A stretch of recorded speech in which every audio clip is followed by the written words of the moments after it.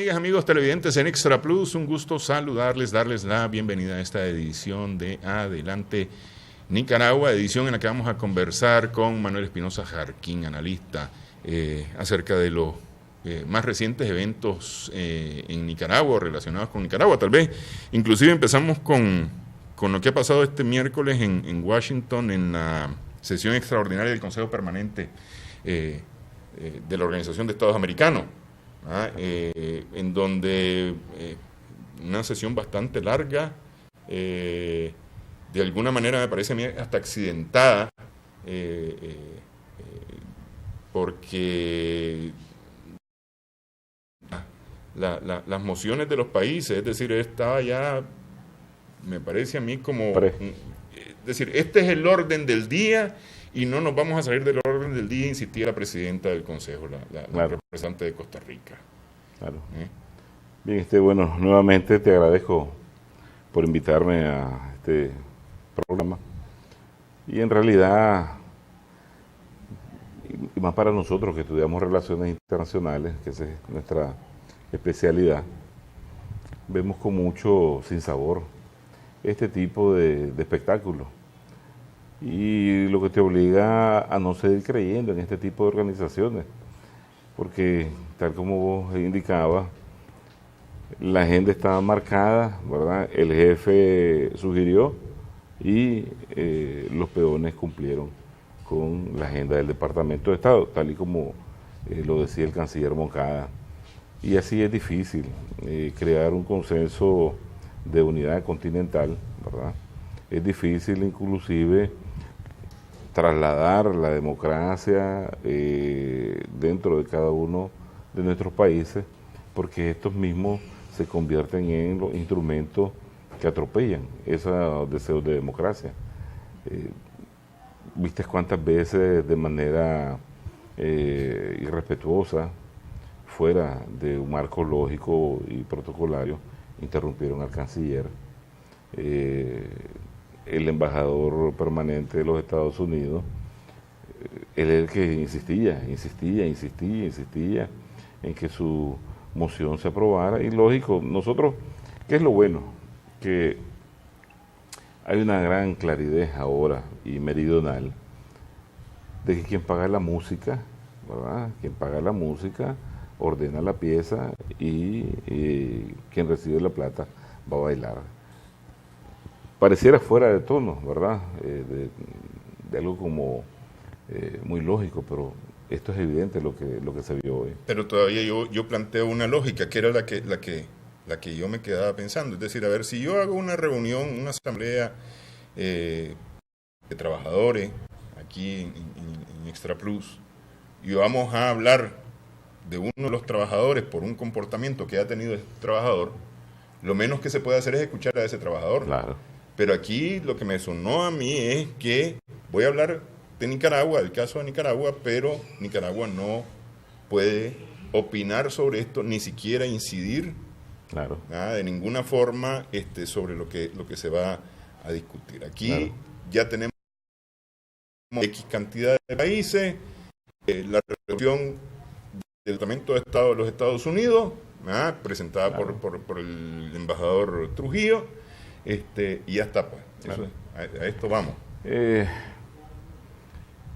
La verdad de lo que nosotros pudimos ver hoy fue que 13 países se habían reunido, creado una resolución, no querían dejar hablar, no querían ver nuestro punto de vista y lucharon, han estado haciendo lobby, ¿verdad?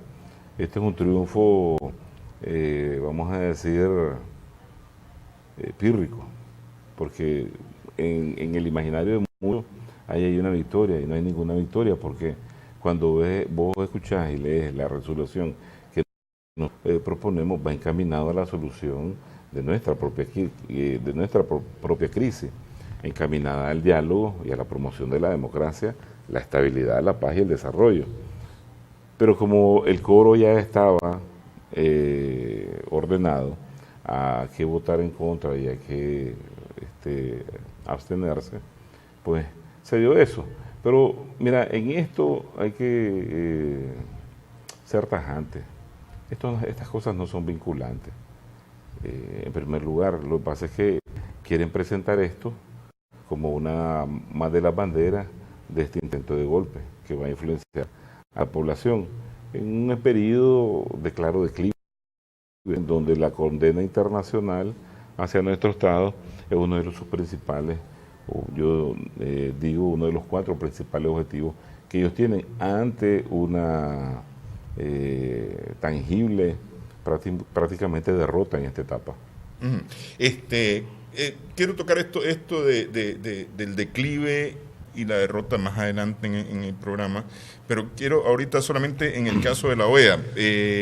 ¿Esto marca algún tipo de derrota de Nicaragua en el plano hemisférico, especialmente pensando en que hasta la sesión anterior los países, especialmente caribeños, habían decidido no votar, habían decidido abstenerse de las posiciones, y sin embargo varios países en esta ocasión tomaron decisión y aprobaron la resolución propuesta por los Estados Unidos y rechazaron la resolución de Nicaragua? No, en ningún momento se debe ver esto como una victoria sobre Nicaragua. En primer lugar, porque la razón a nosotros nos asiste. Nosotros somos los principales, ¿verdad? Las principales víctimas de lo que nosotros vivimos en la actualidad, y se denota un claro desconocimiento, además de mucha mala intención de aquellos países que tratan de condenarnos de alguna manera. En esto de los números, esto es relativo.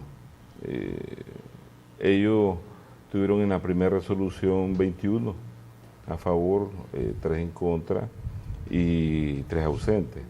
En el otro ya perdieron 1 porque fueron 20 en contra, 3 a favor y 3 ausentes. Ahí miraste que en la parte de los que primero se habían abstenido, 1 se sumó pues a abstenerse. Pero hay cosas claras. Muchos de ellos te dijeron que no estar claro con el contenido de las resoluciones ni de las enmiendas, porque se las mandan a última hora. Muchos las recibieron hoy a las 10 y pico, casi a las 11 de la mañana, y te dicen no tenemos tiempo, nuestra capital no ha podido analizar esto. Ese timing, ¿verdad?, también es una estrategia de no darte a entender lo que se está sugiriendo, de jugar con el tiempo. Pero además de eso, tampoco puede ser ninguna victoria, porque claramente se ve que la política imperial de los norteamericanos sobre países pequeños haciendo presión. Y lo victorioso de esto es la heroica resistencia de las posiciones nuestras hoy de países hermanos como Venezuela, Bolivia y la nuestra sobre todo. Pues nosotros no podemos andar pensando que los norteamericanos nos van a solucionar nuestros problemas. Al contrario, este tipo de manifestación, ahora que todo este tipo de reuniones en la OEA son muy vistas por los nicaragüenses a través de las redes sociales, es una oportunidad, yo como académico, para utilizarla como ejercicio de caso y enseñar la potencia imperial, ¿verdad?, su chantaje y su presión, con los objetivos claros de dominación regional. Entonces, quien tiene la razón, quien es soberano, no puede perder.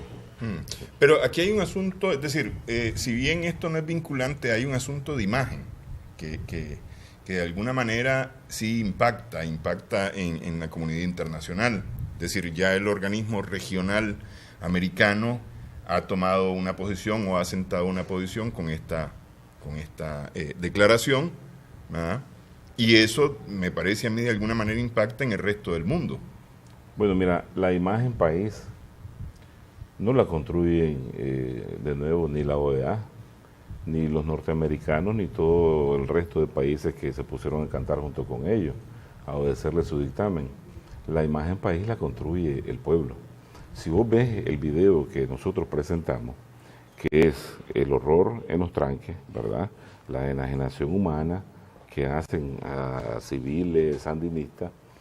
Si vos ves las torturas, lo que hacen la matanza de policía o la quema de policía en Monimbó, esa es la imagen que nosotros no tenemos que preocupar por desconstruir.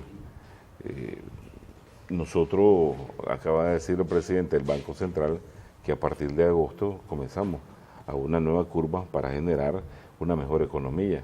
Entonces la imagen la hemos construido nosotros en 11 años, ese es el sacrificio de cada buen nicaragüense que de alguna u otra manera aporta su granito en construir este país, desde el más pequeño hasta el más grande. Entonces, este es un periodo de crisis donde la apuesta de la derecha golpista financiada por los norteamericanos tiene como propósito ponernos en un banquillo de los acusados y generar esa imagen.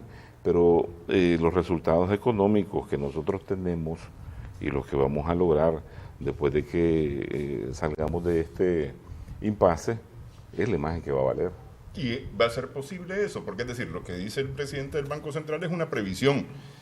Es decir, creemos nosotros que en base a ciertos comportamientos vamos a lograr esto.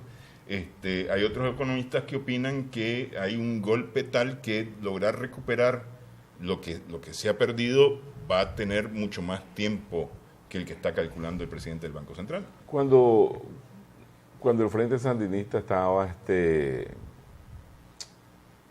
trabajando por llegar al poder en el 2007, acordate que lo que decían era que volvía la guerra, el servicio militar, la escasez, el comunismo, tantas mentiras con las que siempre alimentan al pueblo. No hubo guerra, la guerra la están tratando de hacer ellos, ¿verdad? No hubo tal escasez, no hubo tal servicio militar. Al contrario, un país en repunte, regional, el tercero, con mejores cifras de la región. Nosotros tenemos la obligación de construir este país y lo vamos a hacer.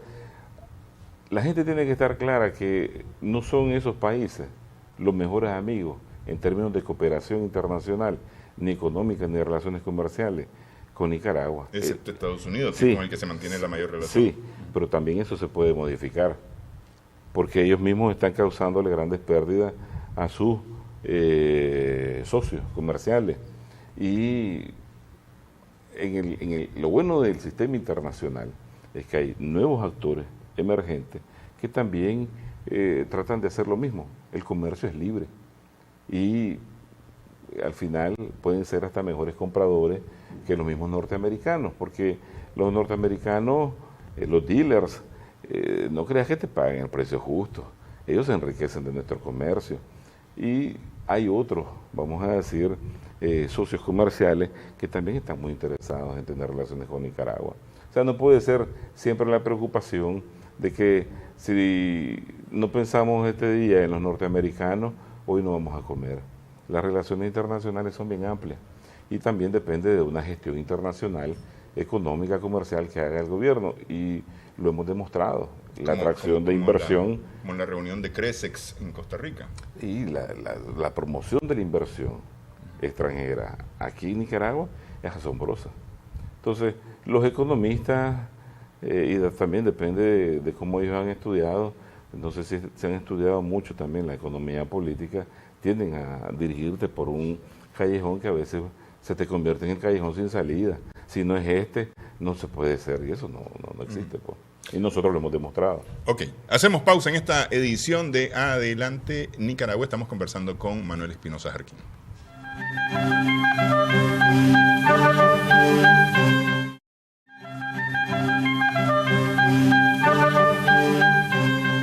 Seguimos en Adelante Nicaragua en Extra Plus. Conversamos con Manuel Espinosa Jarquín, él es analista. Decía que hay un declive, de alguna manera, en la situación que se ha generado en Nicaragua, en la situación de protesta en Nicaragua. Claro, mira, yo para cerrar la idea anterior,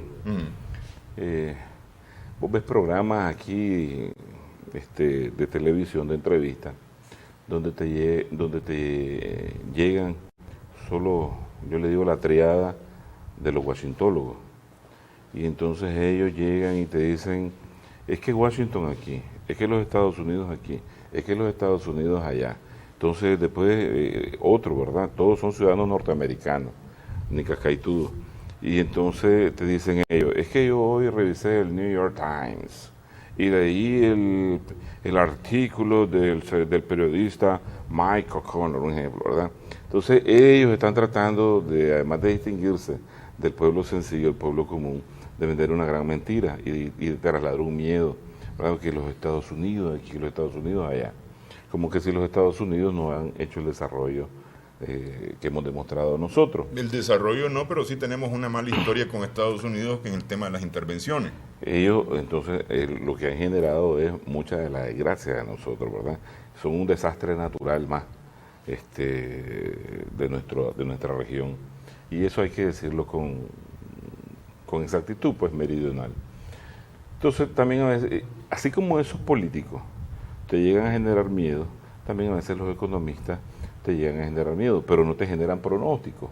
Y aquí el positivismo se genera, como te diría yo, no solo a través de una intención, sino de una realidad internacional. Y ese es el temor de los norteamericanos hoy de destruir este proyecto, porque hay una realidad internacional muy diferente a la que tal vez había en el 91 con el derrumbe del bloque socialista, ¿verdad?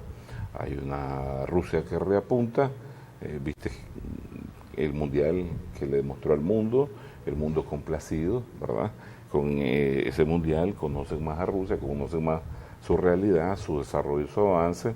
Hay una China que es la segunda economía, lo hablábamos nosotros, y estos economistas que aseguraban que aquí iba a haber guerra, escasez, que iban a continuar la Nicaragua oscura que teníamos con Enrique Bolaños, ¿verdad?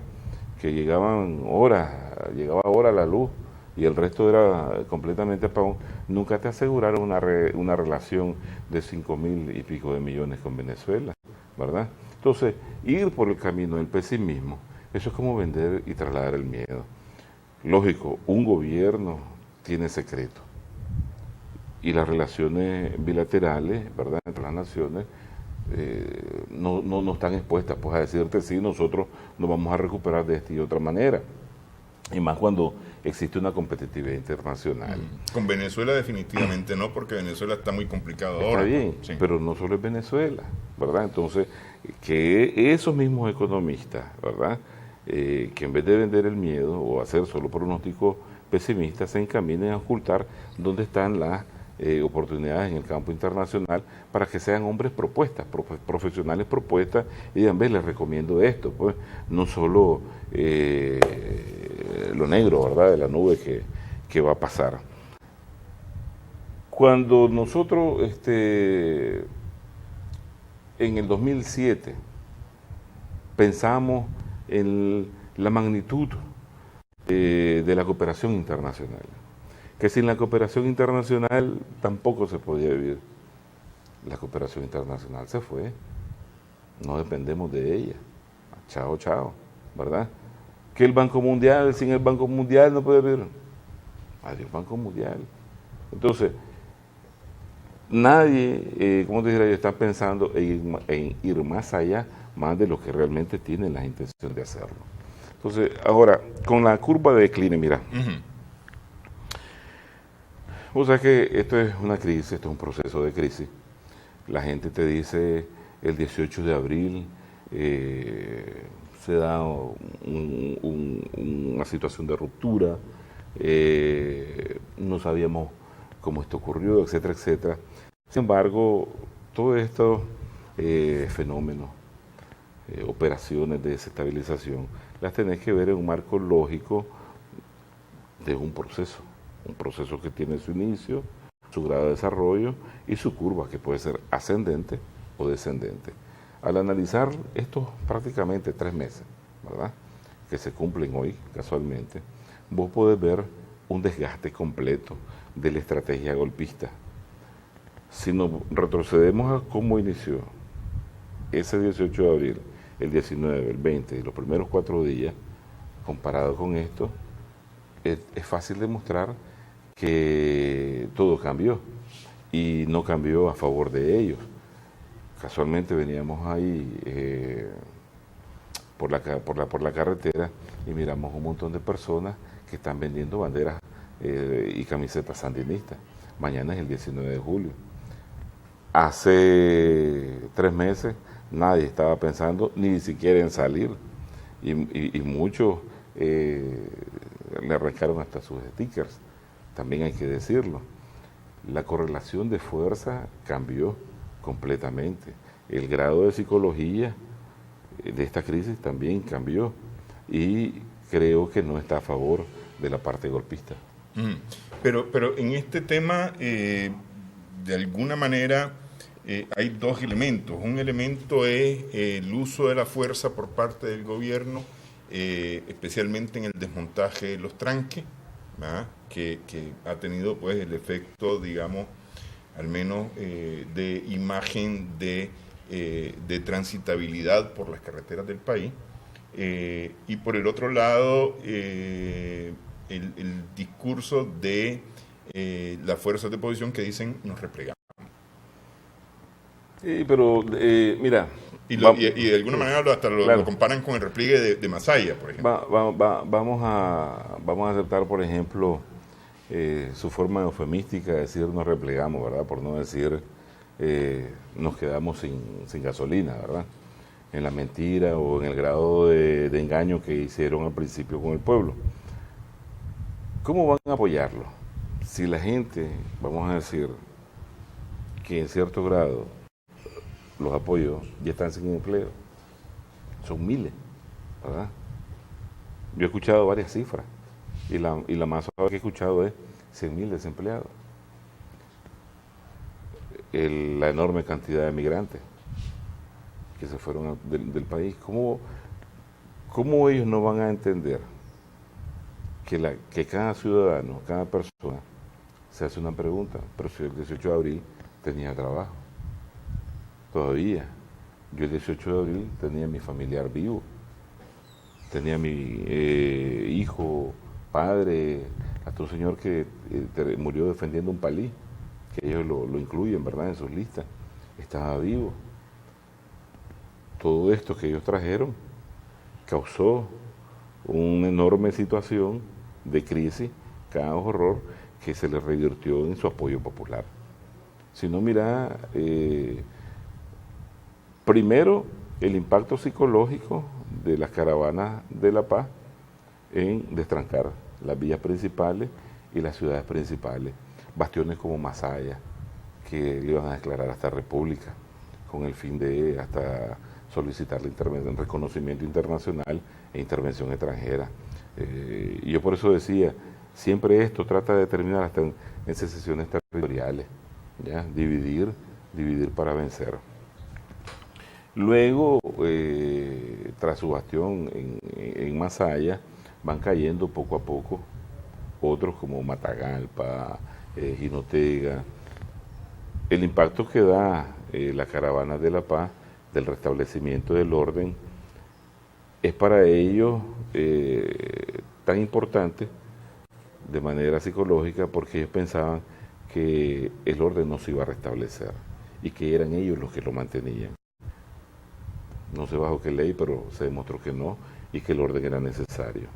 En el caso de Jinotepe, por ejemplo, el gobierno de Guatemala y El Salvador le piden al gobierno de Nicaragua que facilite la salida de los más de 200 vehículos de transporte de carga que están varados ahí y sus conductores, porque además de eso ya presentan problemas de salud. Entonces, un papel protagonista, la iglesia y la CDH dice, nosotros vamos, ¿verdad? Ustedes no van, solo va inclusive nuestro canal 51 y ninguna autoridad local. La lógica del gobierno, que fue el que primero propuso la mesa de negociación, el diálogo, fue destranquemos para que negociemos, ¿verdad? Digo, está bien, vayan, tal vez ustedes logran que los escuchen y cumplan la solicitud de los guatemaltecos y los salvadoreños. No pasó. Al contrario, los medios de comunicación de la derecha se fueron donde estaban ellos ahí en Inotepe, y más bien hasta los acusaron de vendidos, de que les estaban haciendo el favor al gobierno de destrancar. ¿Por qué? Porque aquí hay dos lógicas importantes. Primero, el tranque, ¿verdad?, para ejercer la presión psicológica al gobierno y a la población.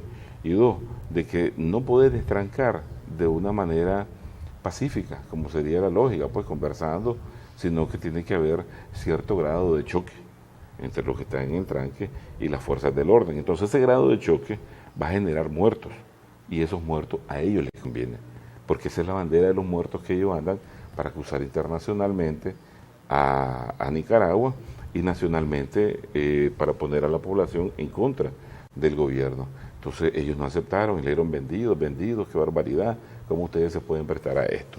Pero no lo hicieron, porque al final demuestran otra cosa: ni tienen la autoridad sobre los tranquistas, ni tienen la capacidad de destrancar.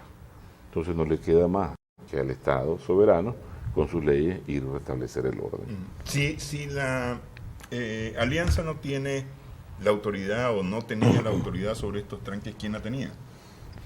Mira, primero demostraron que no tenían ningún tipo de interés. Si vos mirás en el primer mes, no tenían ningún interés más que generar la violencia, ¿verdad?, con el uso de ese formato de tranque.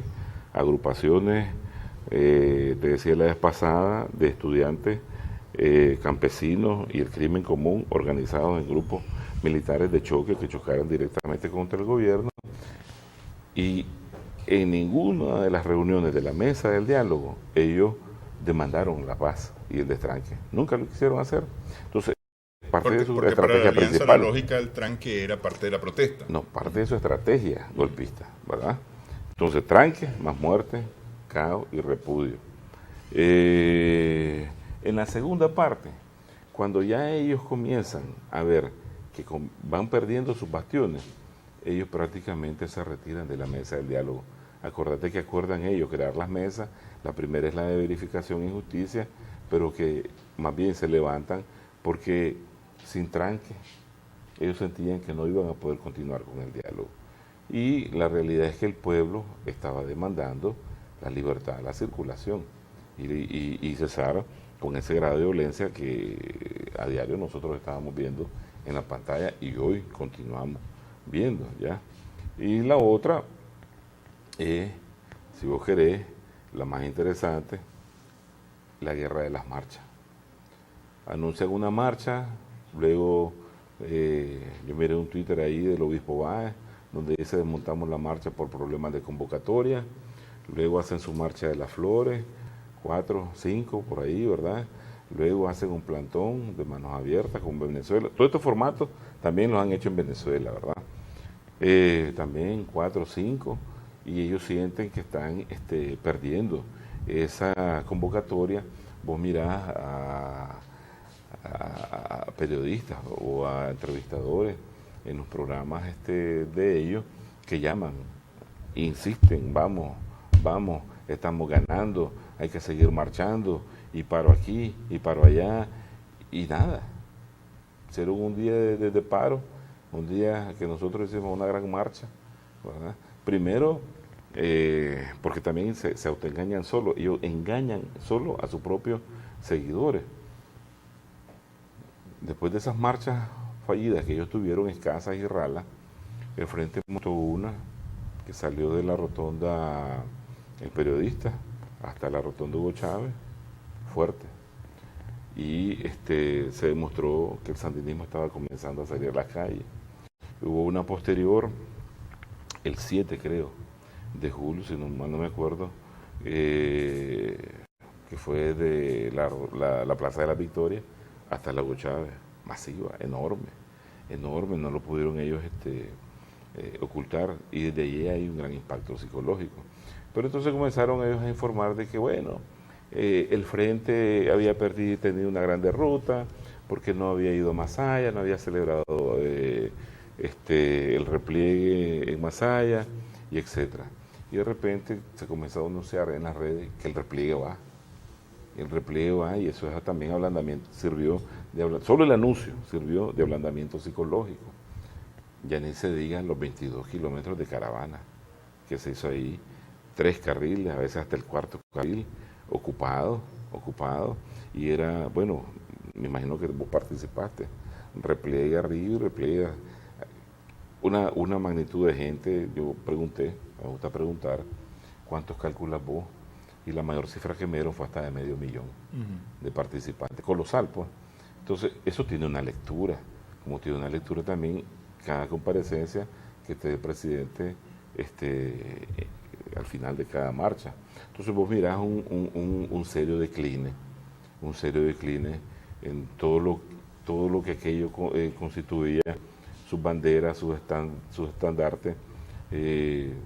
No existe ya Lupoli, no existe ya el secuestro de la UNAM, fotos caóticas de la destrucción que hicieron ahí, el vandalismo, en esa Universidad de la UNA. Se retiró ayer Monibó, fue liberado. Entonces vos mirás que las estrategias de ellos ya tienen otra lógica, que con menor capacidad seguir siendo tan agresivo y tan violento como al principio. Ok, pero todo esto no cambia me parece a mí, de ninguna forma el grado de polarización que tenemos en Nicaragua, porque somos una sociedad en este momento polarizada, es decir, estamos en dos posiciones y hay una tercera posición que es de alguna manera la más silenciada en todo esto, pero básicamente hay dos posiciones. Hablemos un poco de eso tras una pausa en Adelante Nicaragua.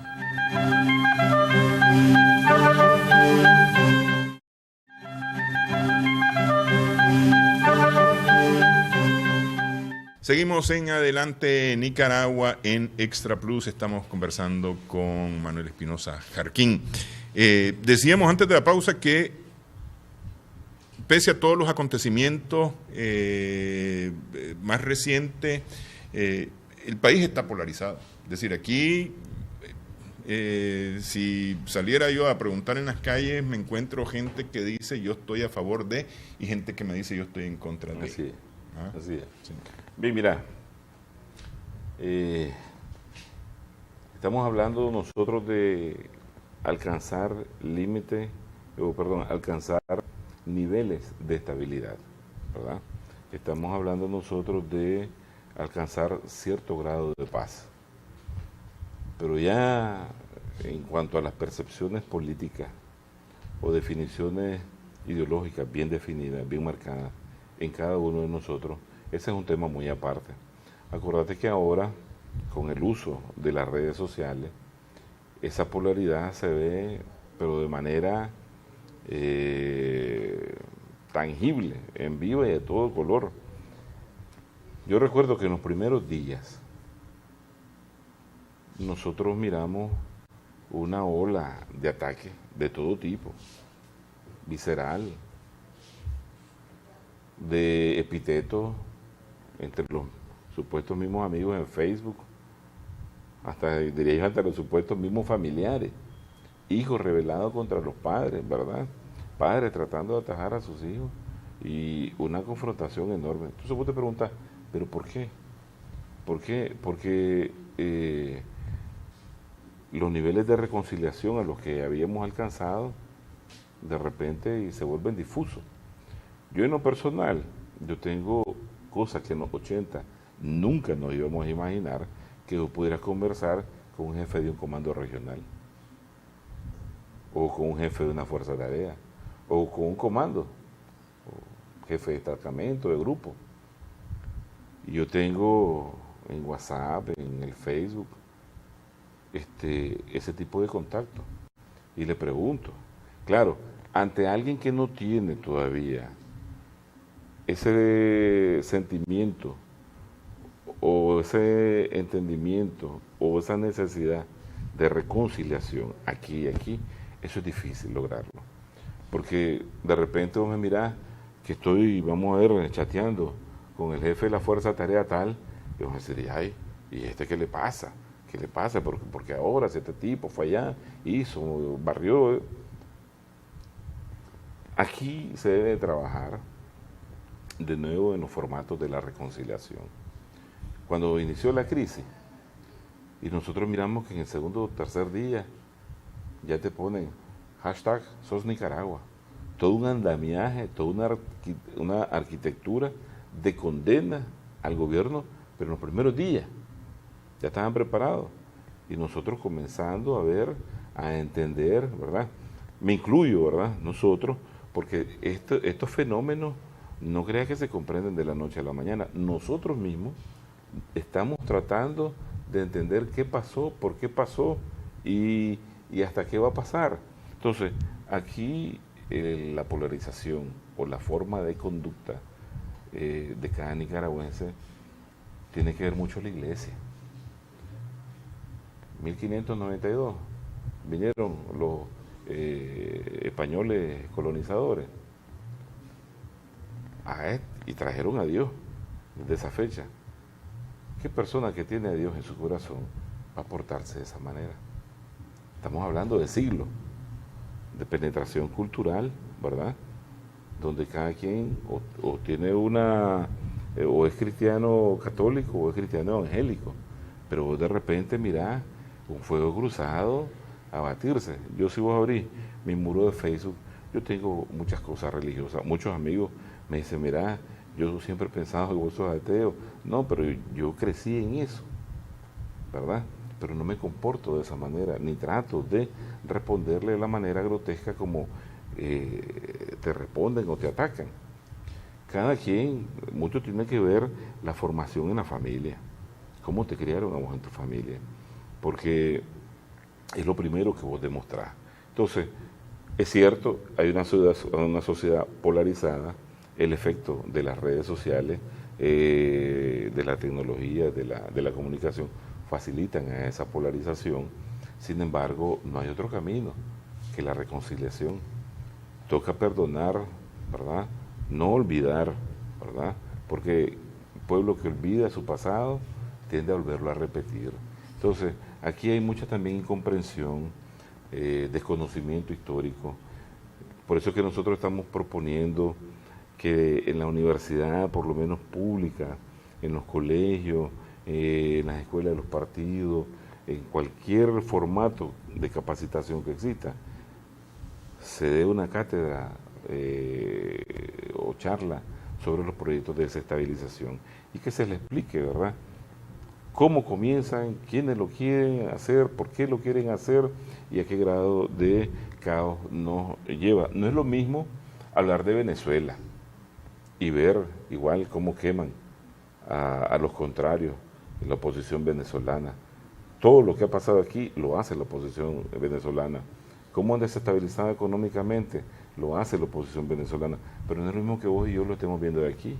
No es lo mismo que veamos cómo matan a Gaddafi, cómo destruyen a Libia, cómo destruyen por completo a Siria, porque vos estás viendo los toros de largo, pero ahora tenemos una amarga experiencia que nos puede a nosotros facilitar, primero, no continuar en esto, encontrar caminos de cordura y elementos de la sociedad que nos ayuden a reeducarnos, porque yo ayer miraba a una señora ahí diciendo barbaridades en un supermercado a una edad que ya ella debería estar con un rosario en la mano todos los días, encomendándose al camino que a todos nos toca llegar. Sin embargo, andamos con una pasión que no nos importa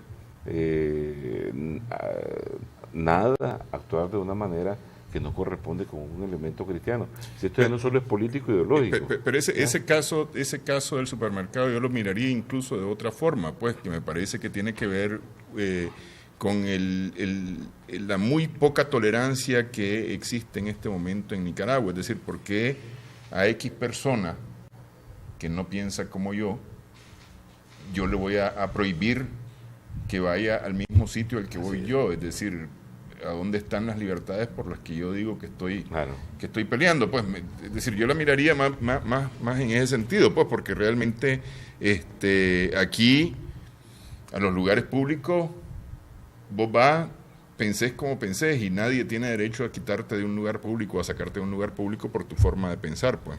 Pero y ese es el problema, sí. Mira, si no ha llegado al poder y te comportas de esa manera sanguinaria, ¿cómo vas a hacer cuando ya estés ahí? Entonces, ¿de qué libertad y democracia estás hablando? Y la gente de eso se da cuenta. Pero hablando, ¿verdad?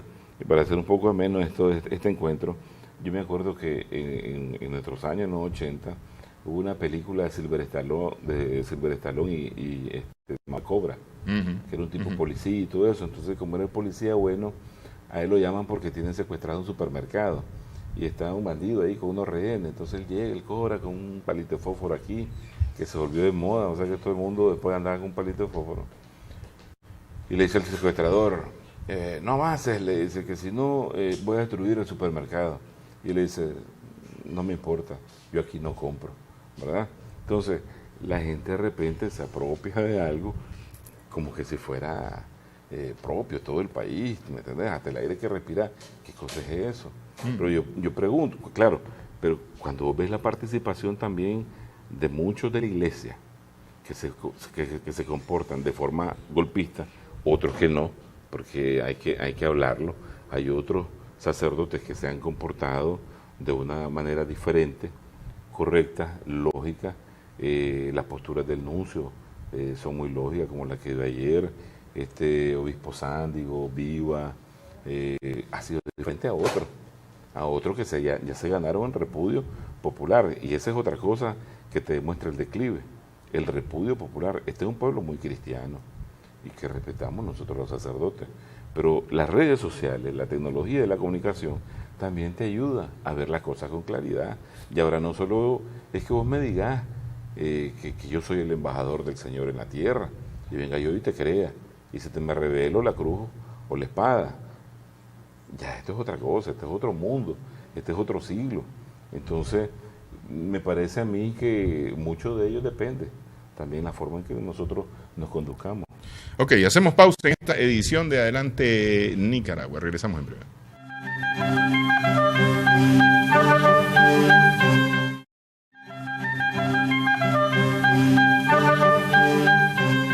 Seguimos en Adelante Nicaragua en Extra Plus.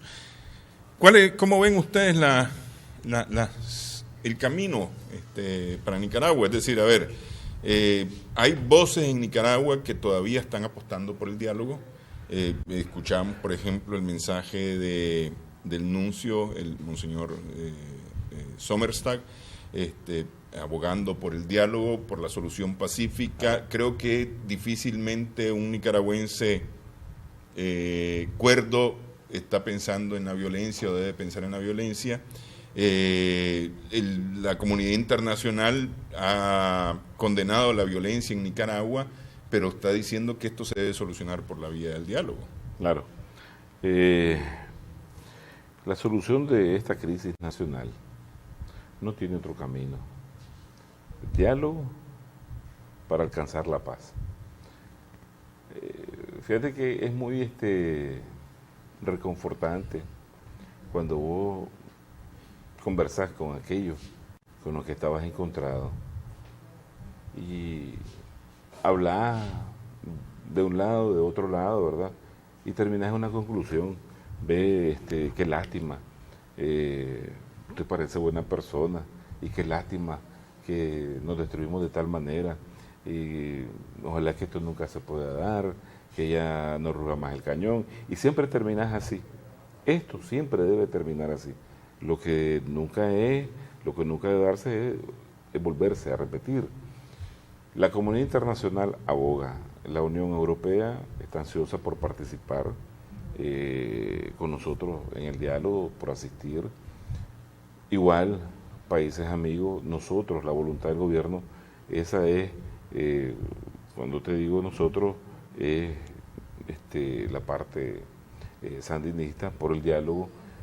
En el mundo nuestro académico, nosotros vemos que esta es la única salida, ¿verdad? Sin embargo, miramos unos grandes peligros que la población tiene que tener en cuenta. Mira, vos medís en las calles, vos mirás el nivel del tráfico, ya es más fluido. Inclusive después de las horas peak, ya vos mirás la presencia del parqueo vehicular, ya mirás más trabajadores saliendo de sus zonas francas, de su trabajo. hay una recuperación y la gente estaba esperando esto con mucha ansia. Sin embargo, hay estrategias maquiavélicas aquí que no puedes dejarlas pasar, que es el asesinato dirigido a militantes sandinistas, a funcionarios y empleados del gobierno, porque ya no, como no está en un punto de tranque, ¿verdad? Ahora puedes hacerlo de manera individual. Lo otro es que ellos mismos se autovictimizan, ellos mismos se autodestruyen o se quemen casas. La otra estrategia que ellos están usando es esto que vos miraste, procurar la condena internacional, y la otra es golpear más, o sea, generar más repudio, mayor repudio en la población por una crisis económica. Y el hecho que ellos quieran ir al paro, es desestabilizar económicamente a este país, para después decirte que vos nunca podés regresar al poder, porque solo genera guerra, genera escasez y todo lo que siempre te han vendido. Pero, es decir, a ver, el deseable es, o la salida deseable es una salida por la vía del diálogo en la que se resuelvan ciertas condiciones mínimas que beneficien a todas las partes. ¿Ah? Porque, es decir, a partir de ahí empiezan los acuerdos de beneficios mínimos para todas las partes, y Así cuando es. digo beneficios no quiero decir concesiones onerosas para las partes, pues, Claro. porque no es esa la idea, sino, no sé, pues, es decir, hay ciertas condiciones objetivas que había en Nicaragua, por ejemplo, el hecho de la libertad de protesta, que estaba de alguna manera cohibida en Nicaragua, ¿ah? Que es una de las demandas con que empieza, además del hecho de las reformas famosas del INS, con las que comienzan todas estas protestas. Entonces, resolver ese tema, el tema del Consejo Supremo Electoral creíble, confiable para todas las partes, pues. La democracia no se construye en un día. Problemas en los países y elementos por protestar existe, bueno, no sé, yo creo que en el cielo es el único lugar donde no ha de haber. Mira, por ejemplo, ya hablamos la otra vez sobre México, Honduras, los países vecinos, El Salvador, Guatemala. Es increíble lo mal que viven, el nivel de crimen organizado que existe. Mira, por ejemplo, Argentina, más del 50% de su presupuesto lo pagan en intereses. Eso es para protestar, eso es para voltear ese país por completo. Sin embargo, independientemente de cuál sea la causa, vos no podés destruir lo que ya has logrado. Y eso es lo que también se tiene que regular aquí y aprender. Marchar, está bien. Si te llegaron 4, bien. Si te llegaron 1000, también. No importa. Pero marcha pacíficamente. No generes la protesta. O sea, no hagas violenta tu propia protesta. No aniquiles, asesines a tu propia gente dentro de la protesta. Porque vos o nadie te puede asegurar que ellos no lo hicieron. Y hay videos ahí donde y hay una lógica también que para llegar a este nivel de protagonismo y liderazgo, ¿verdad?, social, tenés que tener una causa, y es los muertos que vos haces o los muertos que vos provocás. ¿Ya? El martirizar a tu propia gente es una lógica maquiavélica en la política, y esto les ha funcionado a ellos. Pero si esa ha sido una provocación, de alguna manera el gobierno ha caído en esa provocación. No, mira, nunca se está preparado para conocer tantas artimañas que hay en estos procesos de desestabilización. Yo siempre recomiendo que veamos el caso de Ucrania y lo que ocurrió ahí en la Plaza Maidán. El mismo relato, el mismo telón, ¿verdad? El mismo teatro de los famosos francotiradores. Eso ocurre aquí. Entonces, si ya la población está clara que esto lo vienen repitiendo en muchos escenarios para lograr su propósito de cambio de régimen, también tenemos que estar claros que no hay una buena intención detrás de esto y por lo tanto no hay, como te diría yo, elementos sanos que se utilizan durante esta. Igual pasa en Venezuela, igual pasó en los países pues que tanto hemos nosotros hablado. Cualquier cosa se puede hablar, pero en un marco sano de paz y estabilidad, no con una pistola en la cabeza, no generando el miedo en la población, ni mucho menos destruyendo lo que tanto nos cuesta a todos. Involucionar es negativo. Hay que ver hacia el futuro y solo de una manera normal, conversando.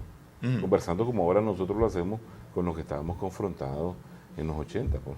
Ok, pero entonces decía yo, lo deseable es que resolvamos esto por la vía del diálogo. Claro.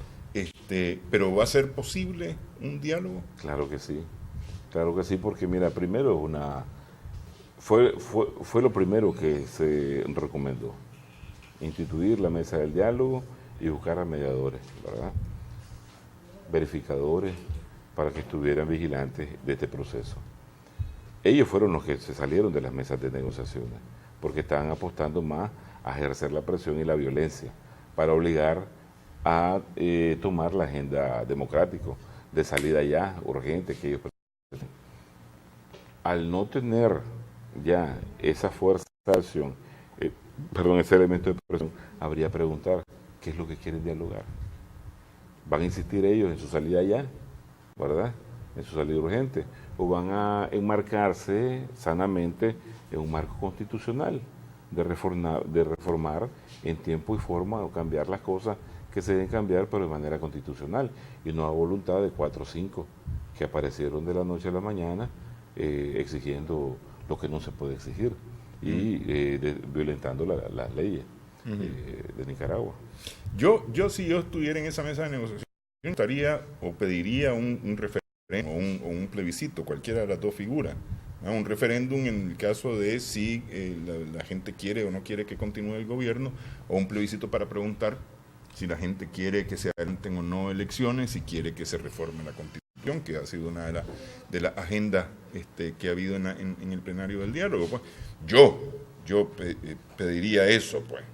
Yo lo que pido, fíjate más bien, al nicaragüense es despolitizarse un poco, descompresionarse un poco, salir de todo esto, entender que la necesidad del diálogo es importante, pero y encauzarnos y que nos encaucemos todos en la necesidad de la reconstrucción económica. Porque lo político no puede destruir a la economía tal y como se vio. Entonces, si porque no hacemos tu voluntad de tu referendo, vas a seguir provocando caos y desempleo, inmigración, yo te diría, trabajemos esto en tiempo y forma, creemos la imagen que queremos construir, restablezcámosla, traigamos más inversionistas, levantemos el sector turístico, que fue el más golpeado, y sigamos hablando. Pero de viaje se ve que hay una necesidad de hambre, de quitarte para ponerme yo. Y tal vez yo no voy a solucionar nada de lo que estoy diciendo que es urgente. Entonces, como sociedad, como pueblo que queremos desarrollo económico, encaminémonos a eso más bien. Ok, muchas gracias, Manuel Espinosa Jarquín, analista. Gracias también a nuestras amigas, amigos televidentes por su sintonía en esta edición de Adelante Nicaragua. Esperamos que el programa haya sido de provecho para usted.